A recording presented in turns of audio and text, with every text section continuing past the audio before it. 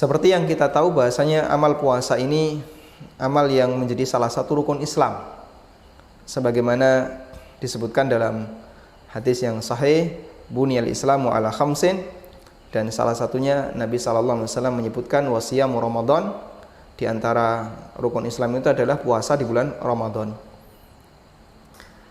Dan ini menunjukkan bahasanya amal puasa merupakan amal yang luar biasa. Bahkan sebagian ulama mengatakan salah satu di antara bukti kehebatan puasa, Allah Ta'ala jadikan puasa itu sebagai amalan yang dipilih oleh Allah untuk dijadikan kafarah. Makanya kita bisa lihat ada banyak sekali pelanggaran-pelanggaran yang dilakukan oleh seorang muslim yang Allah Subhanahu wa taala jadikan penebusnya itu dalam bentuk puasa. Seperti misalnya kafarah dzihar, kafarah sumpah, kafarah apalagi pelanggaran-pelanggaran ketika haji, itu juga ada yang bentuknya puasa. Dan beberapa kafarah yang lainnya yang Allah Subhanahu wa taala jadikan salah satu bentuknya adalah puasa. Tentang kafarah sumpah, Allah sebutkan di situ ada urutan yang pertama adalah membebaskan budak, memberi makan 10 orang miskin, atau memberi pakaian 10 orang miskin. Kalau mereka nggak bisa ini, puasa 3 hari.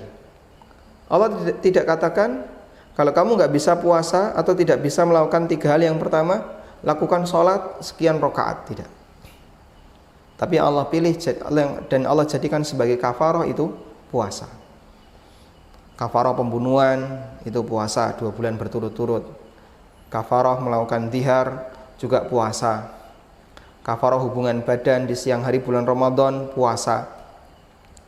Allah Ta'ala tidak jadikan sholat sebagai kafarah, tapi Allah jadikan puasa sebagai kafarah. Artinya begini, ketika ada sebuah amalan yang itu dijadikan sebagai sarana untuk memberikan hukuman bagi seseorang yang melakukan pelanggaran, menunjukkan amalan itu bisa mengendalikan seseorang untuk menjadi lebih baik. Bisa dijadikan sebagai sarana untuk mengendalikan seseorang agar dia lebih baik.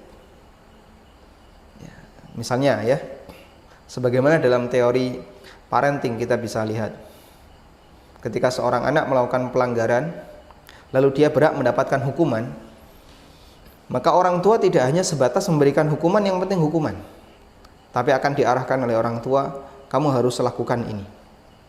Apa tujuannya?